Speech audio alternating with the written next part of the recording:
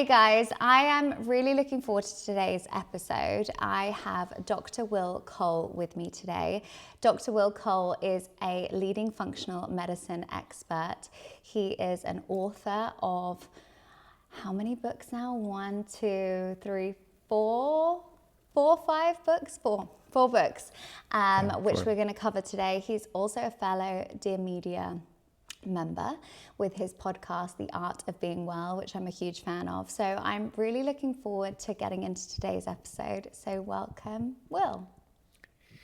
Thanks for having me. It's going to be fun. Thank you for being here. I'm really looking forward to getting into it, but it's hard to know where to start. So I feel like there are so many different avenues that I want to go down. And I was actually just listening to you on one of Lauren and Michael's episode. I think it was an older one, but it was giving me so many kind of areas that I wanted to focus on. But could we just start by the question that I'm sure everyone asks you, which is what is functional medicine and why should everyone know about it? Sure. Yeah. So if you have to break it down, the main differences between functional medicine and conventional or mainstream medicine. First thing is we interpret labs using a thinner reference range. So anybody that goes to their PCP, their GP, they're going to get their number and then this sort of X to Y interval. We get that reference range conventionally in conventional medicine. We get that reference range largely from a statistical bell curve average of people who go to that lab. And you'll see that reference range may vary, typically can vary from even lab to lab because it's not standardized. There's a few exceptions to that. There are a few standardized biomarkers, but largely they're based off of people who go to labs. People that are predominantly going to labs are not the healthiest population. They're people that are going through health issues. So there's a lot of people, especially women, that intuitively know something's off. Their fatigue, their hormone symptoms, their depression, their inflammatory issues, their digestive problems, their hair, skin, whatever's going on. They want answers. They go to the doctor and the doctor says, they run the basic labs. You're just stressed.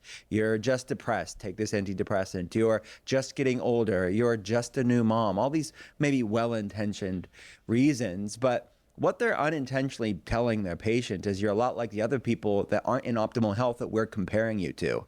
So in functional medicine, we're looking at optimal, not average. Where does the body function the best? That's the functional range. That's where we get our name. So where does vibrant wellness reside? Where does longevity reside? Where does you feeling your best live? So that's a tighter interval within that larger reference range. The second thing we do differently in functional medicine is we are running more comprehensive labs. It's based on health history, but we're looking at there's so much exciting science in the scientific literature looking at explaining these sort of underlying drivers of things like hormonal problems, metabolic problems, mental health issues, autoimmune problems. So looking at things like underlying gut health, looking at things like the microbiome, looking at things like environmental toxins, looking at things like biotoxins like bacteria, viruses, mold, looking at things like nutrient deficiencies, looking at sort of these biomarkers that aren't really going to change the pharmaceutical prescription in the conventional model, but it is going to change for us to find out why you have the problem in the first place, because rarely is somebody not feeling well, or rarely is somebody going through a health problem because of a pharmaceutical deficiency in their body. So let's find out, okay, why do I have this problem in the first place? And there's a lot of very interesting pieces to the puzzle that can be explored, but you have to know what you're dealing with to do something about it. And the third thing that we do differently in functional medicine is we're all created differently.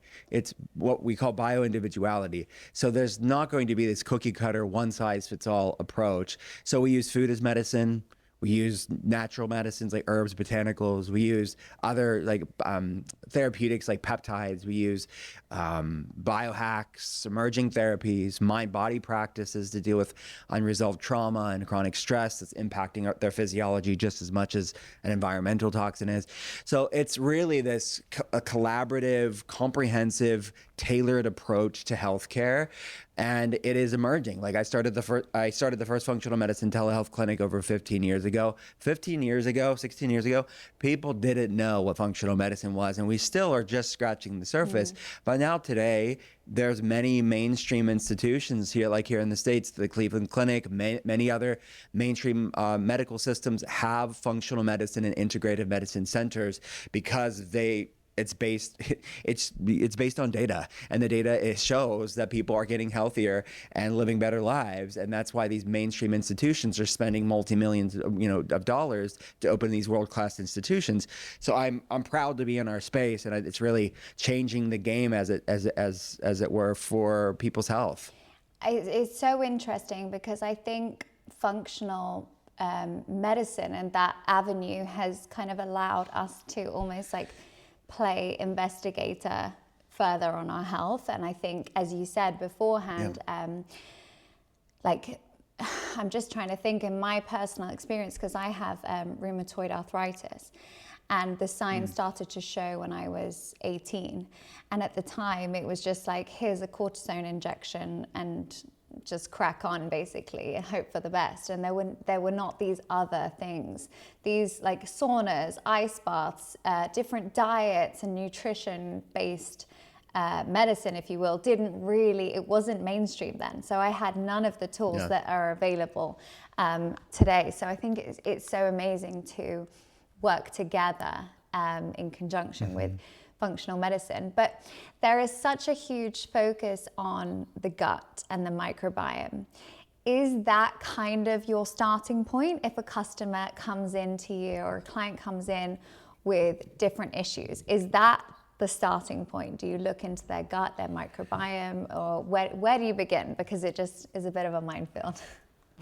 Yeah, it is. And that's where the unsexy part, but yet, it's very imperative, it's paramount, but yet it's not like the thing that, catches the headlines, but it's a comprehensive, thoughtful and thorough health history. That's really where it begins, because that health history informs a good clinician and diagnostician where what labs are the most relevant to the person. So to answer your question pointedly, like the gut health is certainly a start, but it's not the only start. And even gut health, we call it upstream, and it is root cause. I mean, you look at even the sort of Hippocrates, the father of modern medicine. He said all disease begins in the gut. He's also said, "Let food be thy medicine, medicine thy food." That's why he's the father of modern medicine, and I'm not. But it's so much more than that, right? Science is catching up with good old Hippocrates. We know the gut is a causative role, an upstream root cause for a lot of different health issues, but it's not the only one. And the body's interconnected, right? So you could say that the gut is upstream, but for example, something like SIBO is a good example here. Small intestinal bacterial overgrowth, which is a type of dysbiosis or bacterial imbalance in the gut. It's one of the leading causes of things like IBS, irritable bowel syndrome, chronic constipation, uncomfortable bloating, acid reflux, GERD, and it's associated with many autoimmune issues. And some researchers even are looking at this sort of autoimmune component to SIBO in and of itself, but certainly it's associated with things like Hashimoto's disease or autoimmune thyroid problems. So you could say, well, the gut is the underlying cause, right? The gut is the root cause. We have to start there. But it's a piece of the puzzle. It's an upstream for a lot of different symptoms, right? You have to heal the SIBO to deal with the chronic constipation, the bloating, the IBS, these type of things. That is true. But what happens in the gut doesn't happen in a vacuum, and meaning the body's interconnected beautifully and brilliantly so. So for example, I can see through health history and other labs, things like mold toxins cause inflammation and dysregulated the neuroimmunoendocrine axis in the body, slows down what's called the migrating motor complex, slows down the vagus nerve, which is the largest cranial nerve in the body, which is that parasympathetic. It's that resting, digesting aspect of the autonomic nervous system, the vagus nerve. So for some people, not everybody, that you have to deal with the mold toxins that's impacting the slowing down of the gut-brain axis, the connection between the gut and the brain that's causing the SIBO in the first place. So yes, it's a piece of the puzzle, but you have to be open-minded and say, well, it's more multifaceted than that. And chronic stress and unresolved trauma is another thing too. It's like we have every telehealth patient fill out what's called an ACE score or ACE questionnaire and come up with their ACE score, which is adverse childhood experiences or events. And it's looking at things like sexual trauma, physical abuse growing up, mental emotional abuse growing up, neglect, substance abuse growing up, your parents' relationship. Like, these are the type of things that we're talking about on initial telehealth consults, where maybe it's that past trauma that's causing the nervous system to be dysregulated, that's slowing down that migrating motor complex.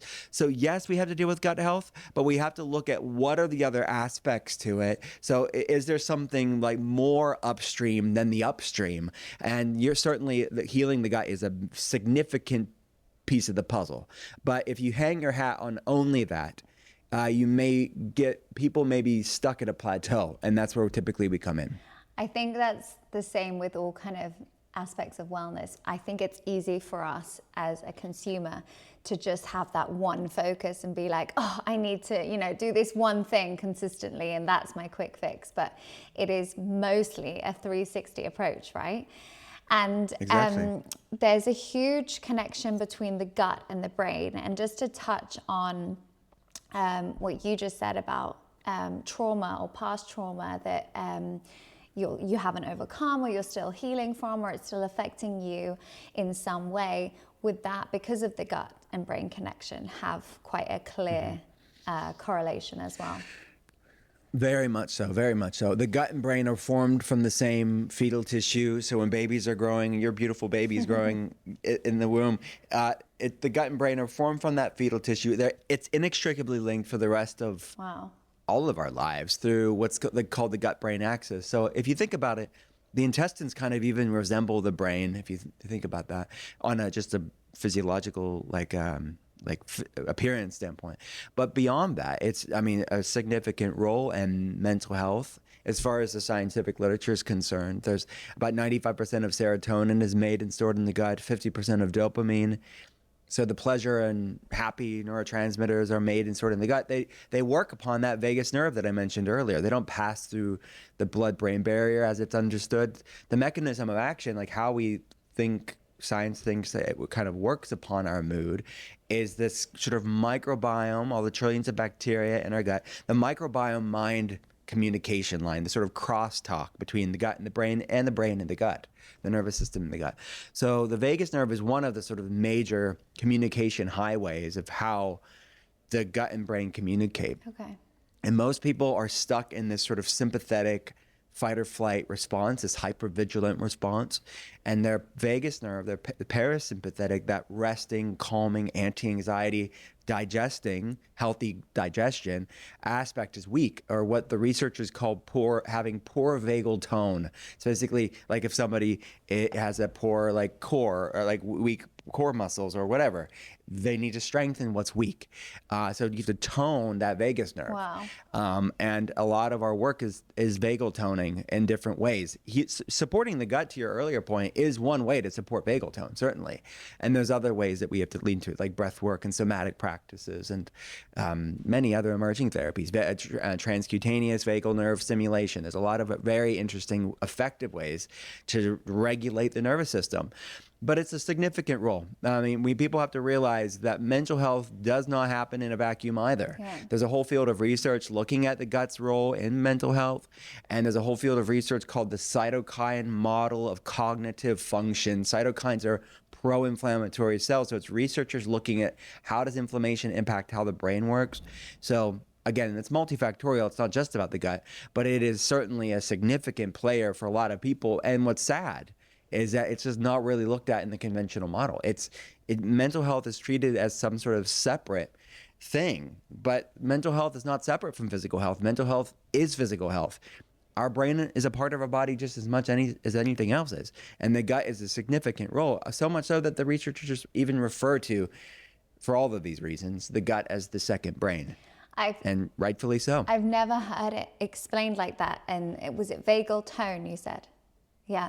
Yeah, vagal toning, yeah. That's so interesting. And is that kind of brought on by consistent practices to train your kind of mind muscle, in a sense, like, as you said, breath work, meditation, all of these things contributing factors to vagal tone? Absolutely. So it's almost like we have to look at it like a workout for our brain. Absolutely, right, exactly. So you have to have both physiological and psychological tools within the toolbox. And those tools are going to look different for different people. Every case is going to need different amounts of them and different types of them. There's a lot of bio-individuality there. But it is strengthening a weak aspect of the nervous system. So maybe some of the physical tools could be supporting gut health. It could be lowering inflammation levels, dealing with environmental toxins, like all of these things that dysregulate the body on a physical level. They're going to stress out that nervous system, or that intersection called the neuroimmunoendocrine axis, and it's that intersection between the nervous system, the immune system in the form of inflammation, which is a product of the immune system, and the endocrine system, your hormones. So physical side, but then the mental, emotional, the mind-body side is very important too. So I typically have telehealth patients, we start with at least something passive and something active in sort of mind-body category. So, and I call them metaphysical meals because they have to treat them like they would a meal. Like, what are we feeding our body with breakfast, lunch, and dinner? Certainly important from a nutrition standpoint. But what are we serving our head? What are we feeding our heart on a daily basis from a mental, emotional, spiritual side of things?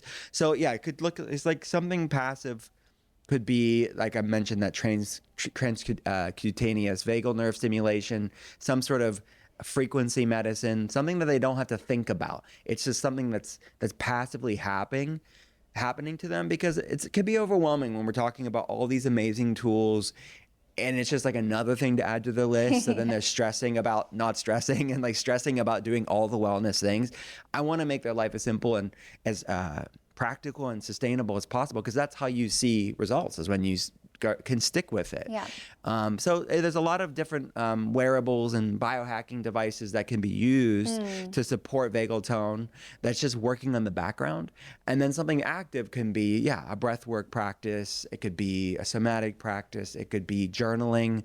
We talk a lot about ugly journaling, like putting out on the pen and paper or pencil and paper all the ugliest thoughts you would never talk out loud. But it's somatically purging that from the body, and you could burn it at the end, you could throw it away, or some people keep it.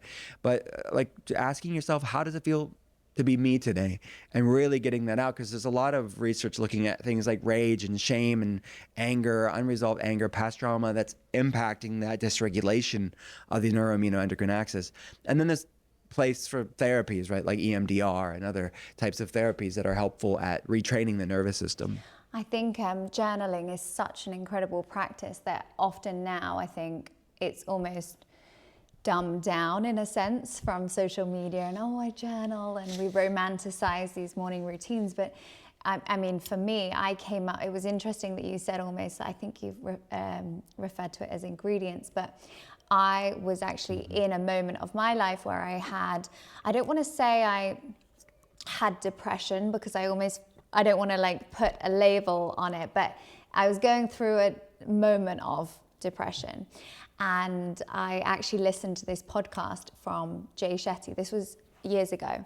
And he said something about a mental health ingredients list, and you had to kind of like almost put the things down that you knew had an impact on your mental health. And I wrote all of those things down that I maybe was resisting some of the days. And then I went through that every single day and stuck to it religiously. And I would say that 50% of that was my journaling practice, and it got me out of that depression phase of my life and got me off antidepressants and things like that. And I think it's just such a powerful release, and it's a free tool that we all have access to.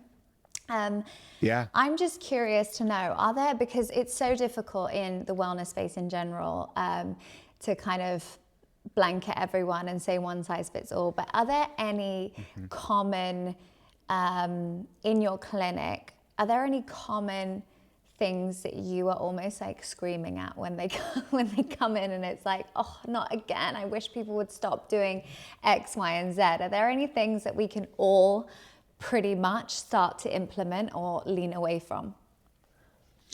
I think there's a lot of great things on social media, and then I think sometimes the nuance and context is lost, and it's not always intentional, right? When you're talking about a 60-second clip for out of a 60-minute conversation on a podcast. Sometimes the context and nuance and lots, and then sometimes we know that sort of hyperbolic rage bait kind of, the algorithm prefers that for many people, right? And so I think sometimes it's intentional, sometimes it's unintentional. So I've seen everything under the sun. People come in for new telehealth patients that are taking, what I lovingly call a supplement graveyard of all of these like well-intentioned supplements that, may be good in theory, but may just be expensive pee, maybe expensive urine. And it's like, they're not like spending their time and money in a way that's like actually moving the needle for them. So a part of my job is just streamlining it down, like curating what are the most impactful tools within their toolbox. So yeah, they're taking a few things, but the quality is there. The effectiveness is there, and we're tracking that on labs. So I think the wellness world, I love it. Like, I'm a part of it. It's a community that I love dearly. And there's a lot of innovative startups, entrepreneurs, ideas, science, and translating science to the consumer world. I'm a fan of it. But just because it's out there in the market doesn't necessarily mean it's right for you. Or just because it's good for somebody else doesn't mean you need to add it to your supplement graveyard. So I think that's one thing that I see is this sort of laundry list of things on new telehealth patient consults where it's like, you're taking how many supplements? Some people need spreadsheets for the amount of supplements they're taking. It is out of control. And it started off with good intentions, but really it's editing down and simplifying. This is my wellness toolkit, and it doesn't have, more isn't always better. And it's just, there's a lot of variables. And one of the questions that I ask people on their first consult is, are there any needle movers here that you've been in your own N of 1 experiment and you notice, hey, when I take this, it yields that. I notice this in my life. Some people have those, and we talk about them, and that's part of that curating, customization, editing list that I bring in. And then we bring in sort of the blank spaces, like where are the gaps in their protocol, where we, based on labs, can see why are they stuck at this plateau? Why are they not moving the needle? They're better than they were before they were doing this stuff, but they're not where they want to be. But it is, a lot of it is just simplifying. But when I ask the question, what do you notice? Is it hard to tell because you're taking so many things? Are there any needle movers? 8 times out of 10, they'll say, yeah, it's hard to tell. Yeah, I'm taking so many things, I don't even know. It may be helping. I can't really tell. So it's just, I look at their labs, look at their health history, look at their goals, and say, yeah, this stuff, it's great for somebody else, but you don't necessarily need it, and it's kind of expensive anyways. Like, let's like bring it out. We can always bring it back in if we need to, but 99% of the time, we don't have to bring it back in, because it's like there are more effective ways that are a lot more streamlined and editing without all this extra stuff. So I think it's an industry that I love. I'm in the wellness world, so I don't want to talk crap about anybody. But I do feel like as consumers, we need to have a better discernment on what is right for me. And part of that is having someone like me kind of curate that for them, so then they can go and do it. But even if they don't have access to a functional medicine doctor, I think that's something that I would advocate for everybody out there, is just to have better discernment on like research on what they are taking, because it doesn't make it bad. It just means it's not worth the time and money as far as its effect on you. Yeah. And how would someone actually kind of track that? Would they cut everything down and just take one and then see the effect over a certain amount of time? Like, when do you see the effect on certain things? And when it depends on what we're talking about, right? And what the case is. But looks, and here's the other sort of behind the scenes thing that can happen sometimes. Sometimes it's not even that the thing's bad, or it may be a needle mover for you, but they're not dosing it appropriately. Right. So there's a label dose, right? Because that every brand has to kind of say this is the suggested use for like the average consumer for whatever reason. But normally it says, or discuss with your doctor. So it's like if they're taking it because they have brain fog or fatigue or an inflammation issue, they may have to dose that, and not everything. So I'm not prescribing people to do this, but they may have to have double that amount. Yeah. Some people may have to have triple that amount. So it might not be the thing that you're taking, but the dosage. Right. Okay. Yeah. Exactly. What's the therapeutic dose for you? And sometimes these like micro doses of these things are like just not moving the needle for you. So sometimes it's not canning it and like getting it out, it's upping the dose. So this is that sort of bio-individuality, and labs are a big part of it. So if you don't have someone like me, I would just, I think one way to do it is taking it for a month, seeing how you feel. Yeah. It would be quite a task though to do that a new supplement every month. So I'm not advising that, but it is mitigating variables is something that you would want to do. But if you don't have sort of a clinical acumen and experience on this, it is difficult. So I would just start off less is more. What are the most impactful? And then if there are labs that are relevant, so let's just say you're taking a magnesium, you want to run a magnesium RBC and see where that's at. If you're taking B vitamins, you could run homocysteine, which is an inflammation marker that we want to see B vitamins to bring down, things like folate and cobalamin, these methylated B vitamins. We want to see that below 7. In the United States, we would do unit conversions for people in UK and EU, but and there's many examples of that, is like tracking progress. So yes, it may be how you feel. Maybe you're sleeping better with the magnesium. Maybe you have more energy with the B vitamins. Maybe you have more focus with your vitamin D optimized. So intuitively checking with your body, that's important. Yeah. But sometimes you're just supporting your health, and it's not something you'll necessarily be a noticeable change in how you feel, but your labs are improving. And that's why labs are really helpful in many of these circumstances. I think with supplements or with a lot of kind of optimal wellness, we instantly go for a supplement rather than just stripping it back and looking at what we're putting in our body day to day. So what can we actually do because often we'll say, we'll blame this supplement or this other extra thing we're doing, but we're forgetting about the Diet Coke that we have every lunch, or, the stress that we're under, or all these simple things that probably move the needle much more. So how can we optimize our health in a way where we're actually just eating really well? We're doing simple things that aren't necessarily costing extra money, but we're adding it and weaving it into our lifestyle in a more effortless way that's making an impact. I think focusing on nutrient density is really helpful when you're looking at using your meals as medicine, making your meals your multivitamin. I agree with you. You cannot supplement your way out of a diet that doesn't love you back. You cannot supplement your way out of a poor diet. And this isn't about a moral indictment on a food. It's just like, you're not a bad person for eating inflammatory foods, but it doesn't make you healthy either if you just eat foods that don't love you back. It doesn't. So we just have to be, speak the truth with love and compassion.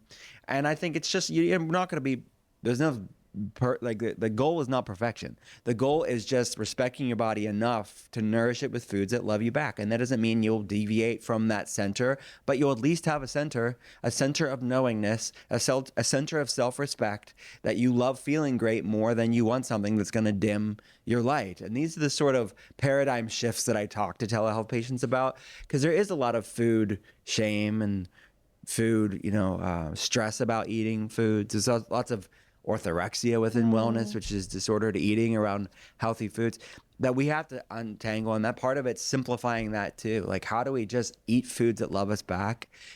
But we have to meet your body where it's at. So if somebody has a lot of digestive problems, their food protocol is going to look different at the beginning while we build resilience in their gut, and then we can work on reintroduction. Versus if somebody doesn't have a lot of digestive problems or food sensitivities or inflammatory symptoms, they may have I want them to have as much flexibility and grace and lightness to their food medicine as possible. So it's really honing in on if you look at macronutrients, protein, fats, and carbs, like what are the proteins, what are the fats, what are the carbs that love my body back? And that list of foods that love your body back is going to look different from person to person based on those variables that I talked about. Some people's list is going to be big, right? Some people's lists are going to be small. Why we build resilience. Yeah. But that's sort of the variables we look at. But if I had to look at like keeping bioindividuality in mind, but some low-hanging fruits of things that are the most likely to drive inflammation in people, I have what's called the Inflammatory Core Four. These are the 4 foods or food ingredients that are most likely to cause inflammation. But here's the secret. There is better for you alternatives to all of these things. So the nuance and context around these topics are important, and the bioindividuality is important. But number 1 would be gluten-containing grains. Now, in the UK and the EU, it is definitely a different issue than in the United States. It's less of a problem, but increasingly so. They still use glyphosate in the EU, but there's less hybridization, there's less chemicals, and there's just less chemical burden in other countries as well. So people in the United States, I do find, have less wiggle room on average, but sadly, it's becoming increasingly less of an issue. Like, it's becoming problematic in other countries as well because of what we're doing to our soil and our food supply. But gluten is it. Yeah, go on. Sorry, just before you go on to the other 3, before I forget. Yeah. With gluten-free options, I'm guessing a lot of those that are manufactured options, you wouldn't recommend either. You would just recommend going towards the more whole food option of a gluten-free. Yeah, right, exactly. A great point, because ultra processed foods, if it's gluten free, it doesn't matter, right? It really can be it's too much ultra processed foods, right? And just because it's made with corn and soy or whatever rice versus like a wheat, the ultra processing is an issue. But the whole rice, the whole organic corn, heirloom corn, the whole quinoa can work great for people. And look, wheat can work for people too. But it's like, what is the better for you version of wheat? It's going to be an ancient grain that's soaked, sprouted, fermented, like a sourdough, organic sourdough bread. Works great for many people. So oftentimes it's not the food or the ingredient, it's what we've done to it as a society. Right. Because we've done a lot. I mean, in ancient times, humans would have consumed wheat. They stored well, grains stored well during times of famine. So definitely from a survival standpoint, it was good. But now we're feasting on a famine food year round, and then we're spraying it with herbicides and pesticides. We're bleaching it. We're not preparing it properly, and we're over-consuming it. So there's a lot of, again, details as to why it's an issue, but so it's not a blanket statement. It's just looking, what are better for you versions, and what's the amount I'm consuming? What's the amount, if it does love me back, in what amount? But I do great with sourdough bread. Some people don't. So it's so individualized. The second thing would be industrial seed oils, which is more controversial. Yeah. But I think the nuance and context around this is very interesting. So things like canola oil or rapeseed oil in the UK, soybean oil, vegetable oil, these sunflower oil, these type of things. Should we make a broad sweeping statement about all of those? I don't think so. I think there's going to be better for you versions of this. If you get like an organic, cold pressed sunflower oil, it is very different than a vegetable oil that's been sitting out on a shelf for a year, and it's extracted from hexanes, and it's hot. There's a lot of right, in a plastic bottle that's oxidized from light and heat. So I think there's the goal here is to consume less industrial seed oils because of their omega-6 content, because the modern Westerner out there is consuming too much omega-6, not in whole food form, and not enough omega-3s in its whole food form. So that omega-3, 6, 9 polyunsaturated fatty acid ratio is off, and it can be a pro-inflammatory state. So increase omega-3s like fatty fish, and then decrease these omega-6, these like industrial seed oils. But that doesn't mean with that context, you couldn't have like a decent seed oil in like a dressing or something. It's not something to like be fear-mongering about. And the chemical processing of some of these can be problematic too. So there's a lot of in vitro cell studies and rat studies that are interesting with seed oils. But so I think I would err on the side of being cautious with it and just consuming less in your life. The third would be conventional dairy. Very simple. It's what we've done to the dairy. It's not the dairy. We've the cows that people are consuming with milk, the milking cows are predominantly making beta A1 casein, which is the new dairy protein on the block when it comes to an ancestral perspective on dairy consumption throughout human history. That cows at one point were almost all beta A2 casein, but because of modern farming practices over the subsequent centuries, we have changed it. So a lot of this is predicated on the ancestral health perspective of what they call an epigenetic genetic mismatch, or an evolutionary mismatch, that our genetics as a human race haven't changed in 10,000 plus years, but yet our world has changed dramatically in such a finite period of time. Dairy is implicated in that, so is the seed oils, so is the gluten. It's what we've done to it. When mankind pretends to be God, there's unintended and intended consequences with things, and environmentally and in the environment of our health. If you even think of what's happening from a planetary standpoint, the climate change that's happening, there's physiological climate change in the form of a dysregulated inflammation levels in their body. So dairy is part of that, but a grass-fed A2 raw dairy, fermented dairies like cheeses, yogurts, and kefirs, like that breaks down the casein, completely different story. Okay. And then the last would be added sugar, which most people know, but that's a no-brainer. But even the nicer sounding euphemisms for sugar that sound so nice on a bottle, but are still high in refined sugar, when it's not in its whole food form with fiber, it's behaving very differently to our metabolism. So just be mindful of the grams of added sugar. And then if I could add a +1 to the inflammatory core 4 would be alcohol. There's no healthy amount of alcohol. But it's something that you have to make an individualized decision. But it's one of those things that a lot of wellness-focused people keep in because they think it's just a glass of wine, right? It's not a big deal. It's so European. But the reality is it still can be impacting your digestion just as much as something else. And it may be that organic wine that's the problem. Yeah, it's so frustrating because I enjoy a glass of wine or a margarita every now and then, and I have arthritis, as I just mentioned, and it for sure has an impact. It goes without saying, and now being pregnant, seeing the difference with not having it, it's crazy. But then I cling on to the blue zone fact of the 5 p.m. glass of wine. I'm like, well, they're okay. Cling to it. But see, here's the thing is that and people will say to me when I bring up the alcohol thing, they'll mention the blue zones, or they'll mention their Nana that lived till 102. It's but Nana lived in a different world. You know what I mean? That's Nana was not exposed. Yeah, it's now kids are having autoimmune issues, and young people, environment is very different. Our food supply is very different. So yes, you're right. If everything else was great, you had a great social community, you ate clean food, all this stuff, then the wine's not going to matter. No. But it's all of this stuff, something's got to give, and it's stressing an already stressed out body.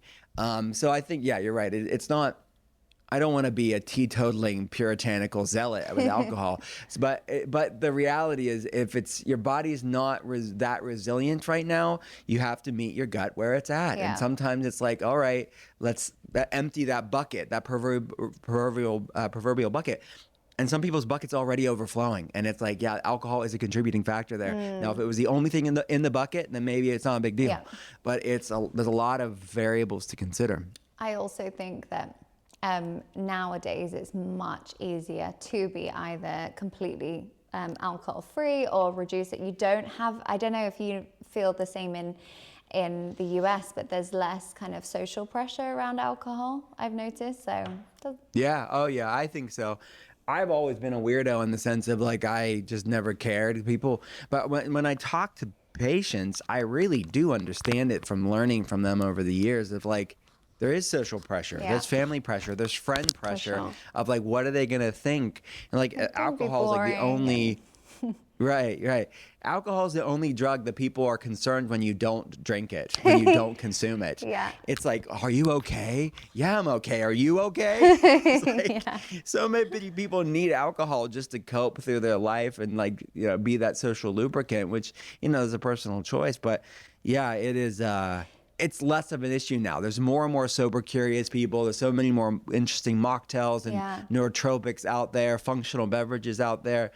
Back to that sort of innovation that I love, I think, from people that are finding like innovative ways to deal with like botanical extractions and enhanced bioavailability to improve this sort of mood enhancing benefit that people want. They want the ritual, they want the relaxing, they want the unwinding.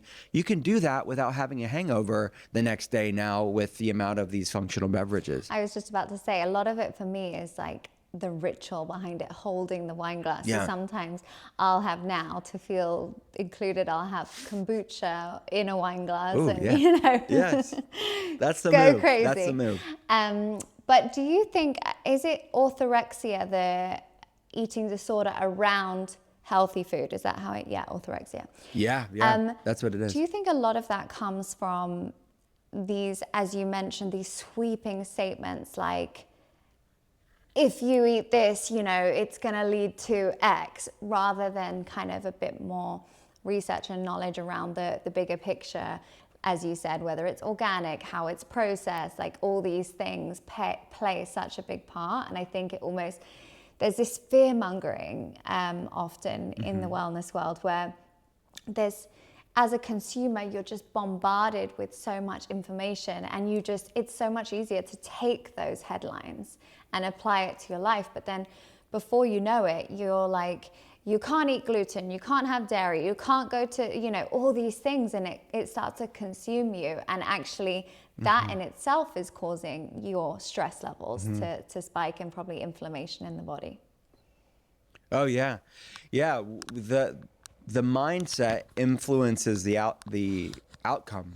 So back to that parasympathetic tone. If somebody has a lot of stress and shame and stress around the food, that's going to impact that vagal tone. Where is it the food, or is it the stress around the food that's the issue?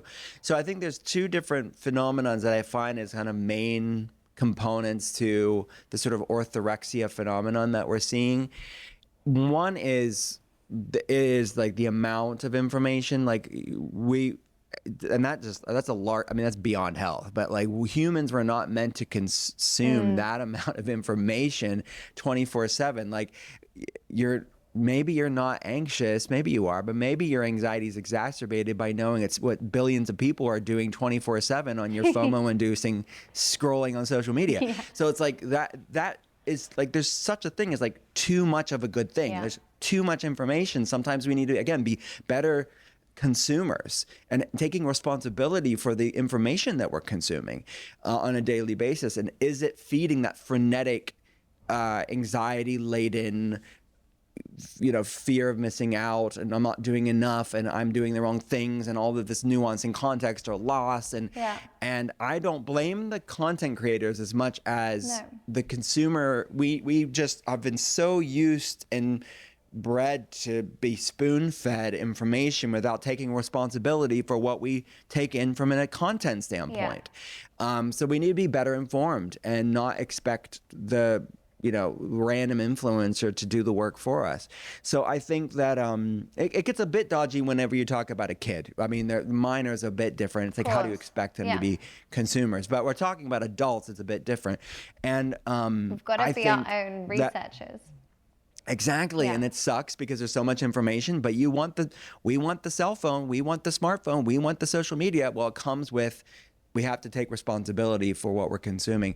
But, you know, hyperbolic content does kind of serve well to people and they kind of get it.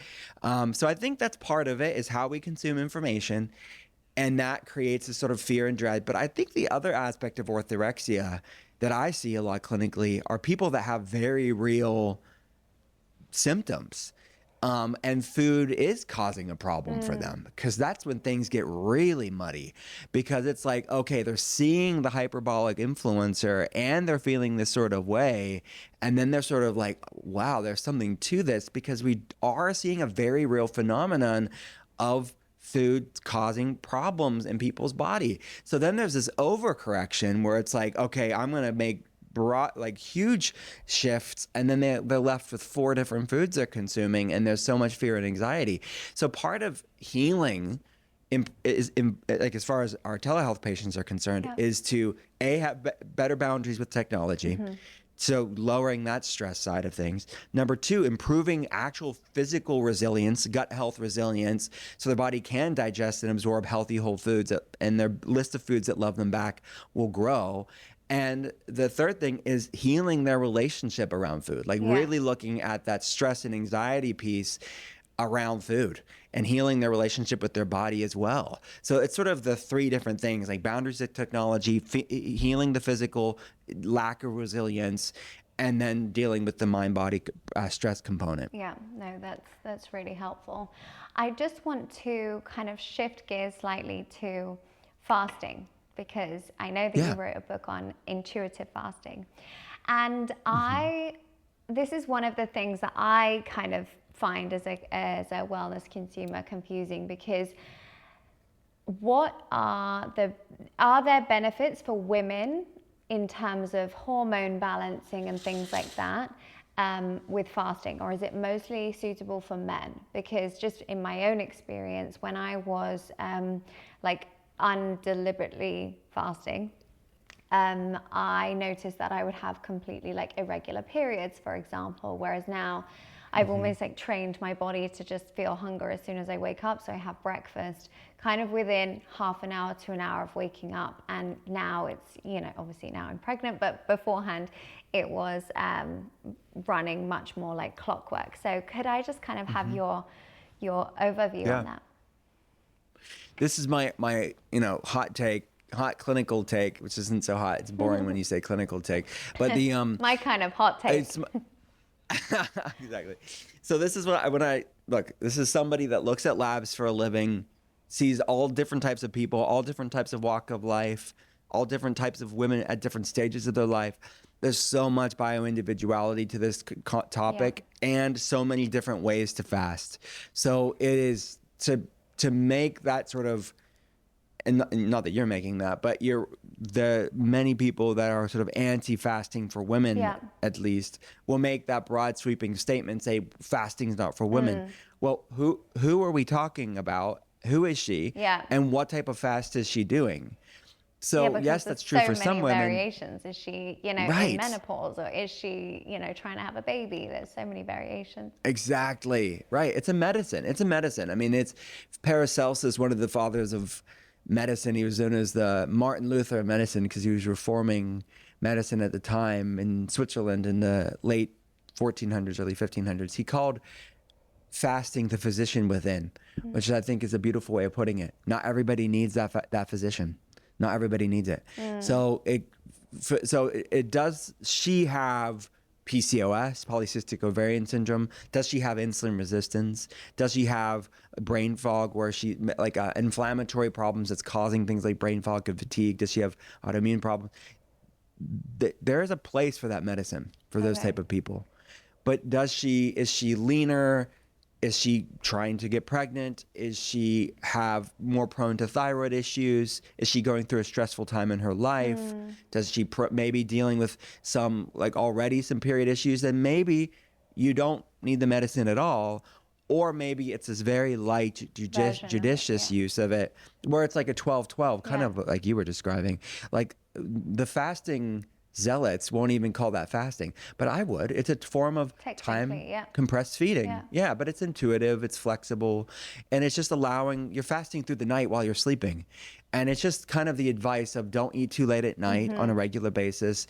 Maybe give it a little bit of time in the morning to allow at least 12 hours overnight, and maybe a little bit in the evening, in the morning, to be able to have that fasting time. Nothing more than that, right? And that's a good 12-12. That's a protocol that they're having studies on that's really can be beneficial. For some women, it's a bit more, like a 14 or a 16 or an 18. And then for some people, more advanced protocols. So that's sort of the bio-individuality bit that I think is really important. But certainly I would say this is the truth that gets lost sometimes, is there are special considerations that we need to think about when it comes to women.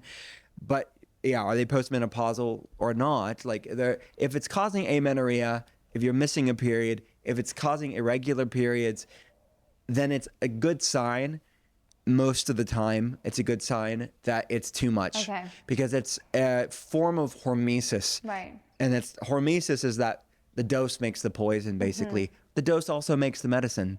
So we have to look at both the sort of too much of a good thing. And doesn't mean it's a horrible saying. I won't even throwing out the baby with the bathwater. That's horrible, especially with as like a new mom. We need to come up with a better saying. Come up with a better cliche, please.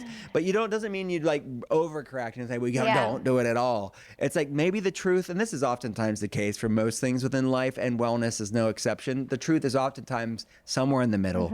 And the extremes are, again, the sort of hyperbolic fasting wars, like there's everything, wars within wellness.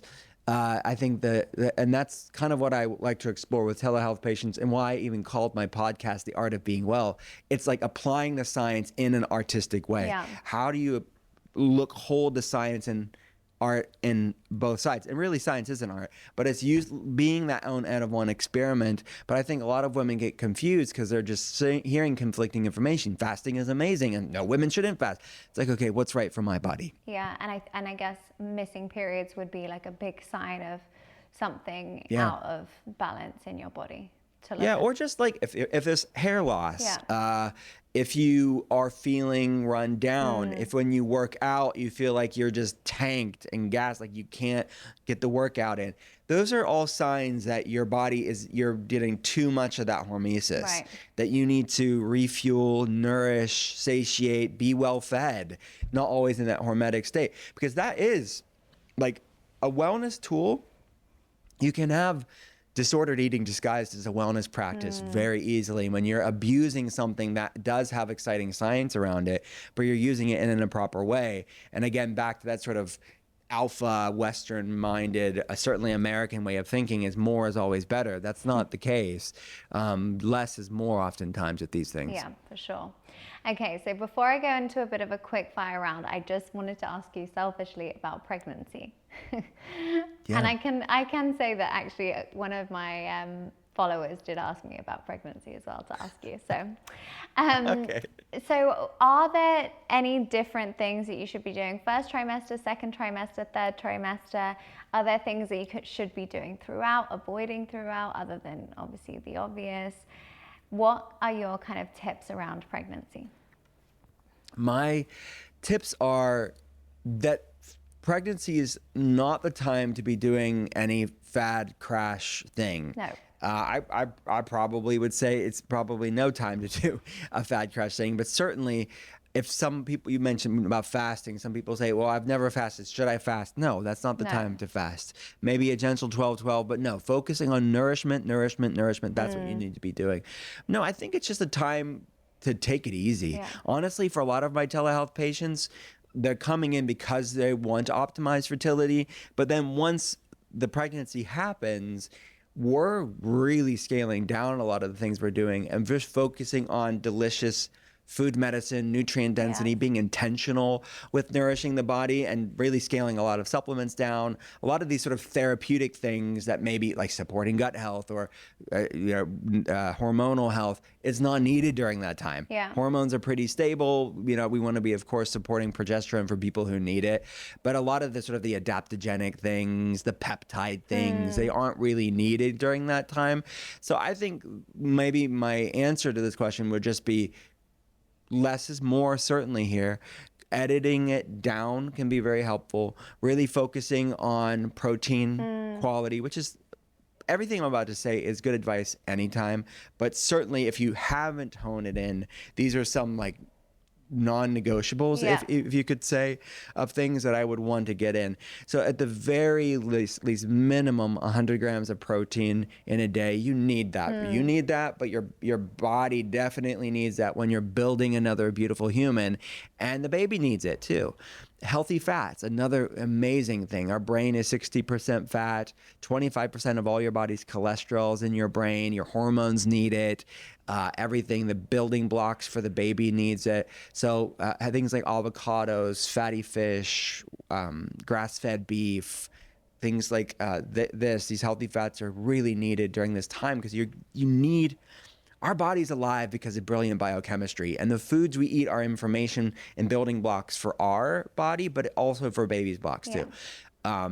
Building blocks for building a baby too.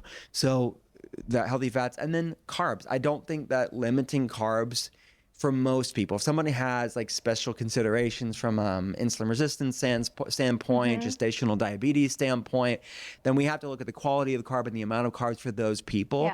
But for the average person that has pretty decent metabolic flexibility, they don't have a carb intolerance as far as their blood sugar is concerned, then I would really focusing on things like fruits and honey and, raw honey. I love Manuka honey. These sort of whole food carbohydrates are extremely nourishing for your brain during that time, and for the baby's brain as well. So, and then I would say, because I'm thinking about how I could say this in a gentle way, but there's so many autoimmune issues out there in the world, and a lot more and more babies that have autoimmune issues early on. And a lot of this can begin in utero. And this isn't to fearmonger. It's just saying, like, let's do the best we can and give the rest to God. We can't control everything. But I think looking at that inflammatory core 4 is really good advice, if I do say so myself, for pregnancy, because there's studies that show women that have, let's just say, a food sensitivity to one of these things, that it's impacting the baby in utero. So I want the mom's immune system to be as resilient and balanced as possible for her, but also for the baby as well. Can we control everything? No. But if what I have found is that people just do these basic things, the body is amazingly resilient. The mom's body's amazingly resilient, and it knows what to do. So that some key supplementation like methylated B vitamins makes sense. Phospholipids can make sense. I put a lot of our pregnant telehealth patient moms on phosphatidylcholine, or PC, which is a phospholipid. Omega fatty acid can have its place. These sort of basic things, making sure vitamin D is optimized, making sure magnesium is optimized. Some women that do have lower progesterone, this is based off of a Dutch test, a urine saliva test, we are giving them bioidentical hormone support to get their progesterone levels up during certain considerations. But those are special considerations. Not everybody needs that. But most of the time, these basic things as what the body needs during that time. And then significant role is like, what are we serving our head and our heart on a daily basis? Where's our stress levels? And doing everything we can to sort of cultivate acts of stillness in your life to the best of your ability. We can't control everything, but really lean into meditation and breath work and grounding practices. Things that are supportive of the parasympathetic are so important. So those are some of my top things that come to mind. I agree. And actually, you said I think you said go easy on yourself. And I totally agree, but I agree in the sense that it's like true kindness to yourself I see it in a different way to, letting the wheels fly off and eating chocolate biscuits every day and doing these because it's like, well, I'm pregnant, whatever. Like, I really think it's a time to actually look at true wellness for you, like whether it's nutrition or movement, meditation, doing all those things that are the most kind things to your mind and your body during that time. But I always say the person that invents the supplement that takes away morning sickness is me. I don't know why it's called morning sickness either. It's just, for me it was all day, all night. All day. I had a friend that just came out. She lives in New York in the UK, and her and her husband were visiting us, and she's in the first trimester. That's what I saw. I was like, "This is all day sickness." She could everything made. I lit a candle. She threw up after I lit the candle. I'm like, I'm sorry. You can't do anything right. Oh my gosh. I always caveat this because I have so many friends that have not experienced it in pregnancy, no sickness whatsoever. So I don't want it to scare people that no, some people don't have it at all. Some people don't have it, but oh my gosh, I feel for the ones that have it because it's so tough. And especially with nutrition, you just need to as you said, be as intentional as possible, because it's really hard. Like I was basically turned off of every form of protein I was having before. I just couldn't even like smell or be Oh, or you're think right. about it. That's It would just right. Yeah, that's a great point. First trimester is just get what you do what you can in. can. Right. You're not going to check all the boxes, and you just have to be okay with that. Show yourself some Yeah. grace.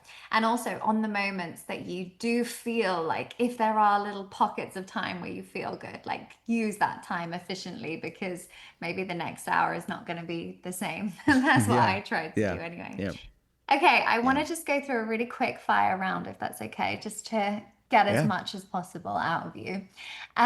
So what are your three non-negotiables when it comes to staying well? Um, It's hard to pick, just three. yeah, But your tough. top I would three. say, yeah, I would say nature, Mm, getting in nature as much as I can. Um, People that like good community of people around me that I trust, and foods that love me back. You know, obviously I have to nourish my body. So I would say those are three things sort of from a mind, body, soul standpoint that I need. and has there been anything that surprised you from the wellness industry that you maybe have changed your opinion on? Oh man. Oh, that I changed my opinion on. Um, no, I don't think so. Or just that I'm surprised always, you in general that has been really yeah, impactful? I, huh. Hmm. I think that when you're kind of on the ground, so to speak, looking at labs and improving lives for a living, I very rarely like pigeonhole me in like a box where it's like this is like if people like look into my work for the past 15 years, they're gonna know like this guy really understands sort of this sort of bio individuality piece. So I don't know if yeah, to me I've heard everything under the Yeah. sun. And then my follow-up answer is like, okay, who are we talking about? Like, right. What's this? Because you could see anything that could work great for one person may not be needed or Mm, actually detrimental for one person.